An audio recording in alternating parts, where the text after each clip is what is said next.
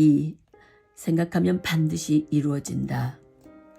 우리는 어려서부터 모방을 하며 자란다. 학습과 배움도 모두 앞선 사람들이 만들어 놓은 것들을 답습한다고 볼 수 있다. 우리의 삶을 구성하는 많은 것들이 모방의 결과물이고 모방은 최고의 전략이라고 책 on 카피어블에서 말한다. 기대하지 않은 불편해진 신체적 여건으로 아무것도 할 수 없는 절망적인 상태에서 무엇을 할지를 고민했다. 새로운 전문직을 시작하기에는 충분히 할애할 시간적 여유가 없었다. 내가 가진 전문성으로 새로운 길을 개척하거나 병자로 패바자로 살거나의 갈림길에 섰다.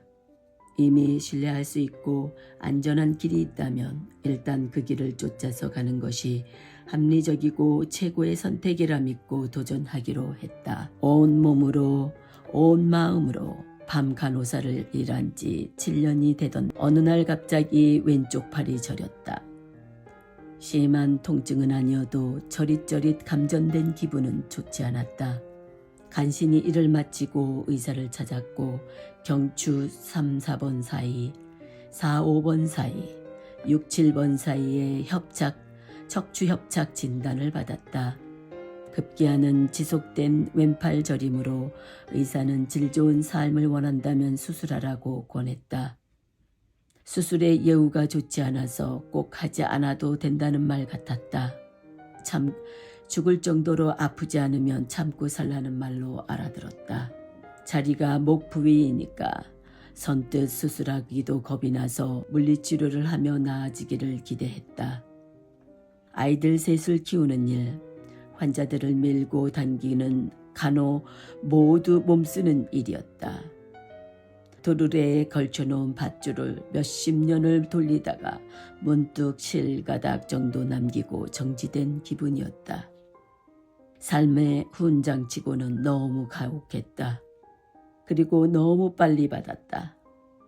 간호사로서 병원 생활은 그게 마지막이었다. 야전병원에 덩그러니 누워있는 폐잔병 같았다. 그래도 일어나야 했다. 아이들은 이제 고작 1학년, 3학년, 5학년의 초등학생들이었다. 앉으면 저리는 팔이 다행히 서거나 누우면 좀 괜찮았고 팔을 머리 위로 올리면 잠시 저린 것이 덜했다. 아이들 등하교 시켜야 하니 왼손은 머리 위에 얹고 오른쪽 한 손으로 운전을 했다. 몸이 힘들고 아프니 마음도 지치기 시작했다. 짓눌려진 어깨로는 더 이상 간호 일을 하는 것이 무리였다. 내가 가진 한계를 느끼는 만큼이나 우울감도 커졌다. 아이들이 아직 어린데 손을 놓고 있을 수도 없었지만 딱히 방법도 없었다. 그때 문득 번뜩이며 내 머릿속에 친구의 말이 생각이 났다. 양로원을 해봐. 간호학교 때 친했던 친구는 모든 일에 열정적이었다. 안타깝게도 세상을 먼저 간 친구의 소원이었다. 아, 그거네. 그래 친구야. 네가 이루지 못한 거 내가 해낼게. 친구가 잇몸을 드러내고 웃고 있는 것 같았다. 그때부터 친구의 야망이 곧 나의 야망이 되었고 친구도 나도 상상만 했던 일이 구체화되기 시작했다. 양로원을 차리고 할머니 할아버지들의 제 삶의 인생을 조금이라도 편안하게 해드리고 싶은 희망이 생겼다. 간호사 일을 접은 채 집에서 쉬고 있던 2년째였다. 1년여의 물리치료로 손의 저림은 많이 줄었다. 신경이 눌리는 각도만 피하면 견딜만 했다. 자전거를 타면서 가끔 손과 발에 저림이 생기면 한 손씩 펼쳐서 털어주는 방법도 터득했다. 그때 배운 목 늘림의 운동, 침대에서 내려오기 전에 가로로 누워 고개를 침대 밖으로 뺀 뒤에 늘려주는 것은 지금까지도 하는 습관이 되었다. 어느 정도 건강을 회복했으니 움직일 때가 되었다. 호주에 놓인 간호 시스템은 4종류의 시설과 집에서 받는 홈케어가 있다. 정부 지원이 보조가 되는 것은 흔히 양로원이라 부르는 것으로 그 안에는 중증, 경증 케어로 나뉜다. 중증 양로원은 연금의 85%를 양로원에 내면 된다. 엄청난 퍼센트지만 한국으로 치면 노인연금 월 30만 원의 85%니 지극히 적은 거다. 당연히 그 양로원은 정부에서 나머지가 보조된다. 그러니 노인들이 이곳에 가려고 적어도 1, 2년은 기다려야 한다. 경증 양로원은 이젠 법이 바뀌어 집을 팔아야 들어가야 할 정도의 거액이 든다.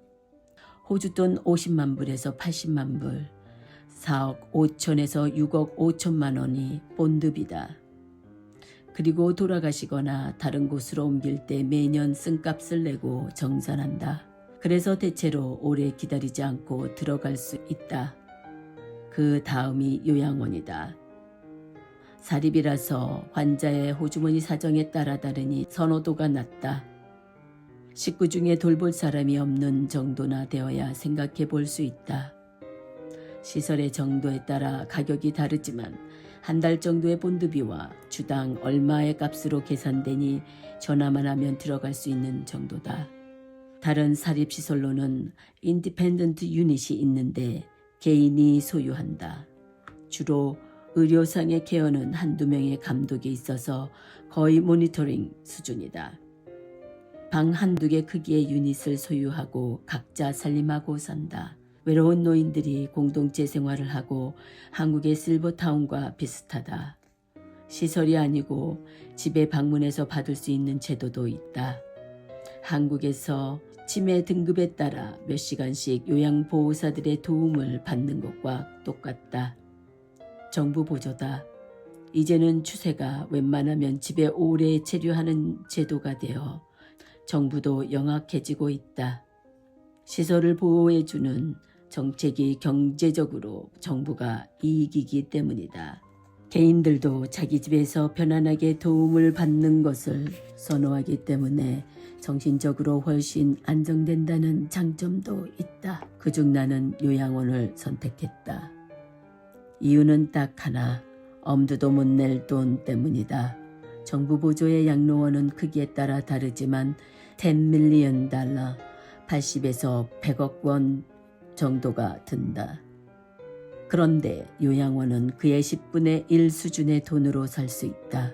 그 돈도 당연히 없었다. 아무리 계산기를 두드려 봐도 해결 방법이 없었다.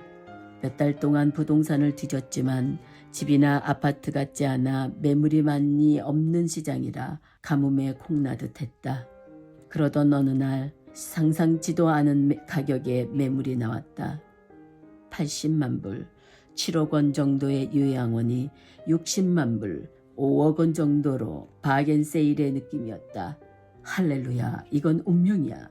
하나님이 도와주신 거야. 나도 모르게 몸의 손결림이 아닌 전율이 느껴지고 감사기도가 절로 나왔다. 아직 사지도 않았는데 말이다.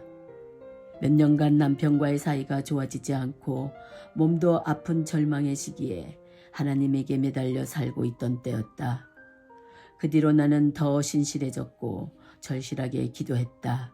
매일 실현될 꿈을 꾸니까 실제로 요양원의 원장이 된 착각도 들고 우울감도 있는 듯했다. 보내준 3년치의 회계 서류들을 분석하기 시작했다.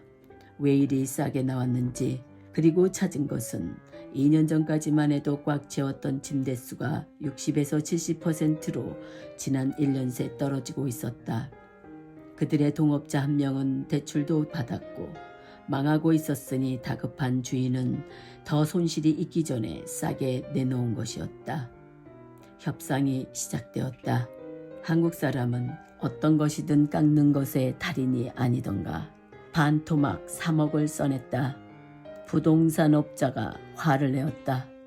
너 장난하냐? 당장 꺼져라 라고 들리는 듯했다.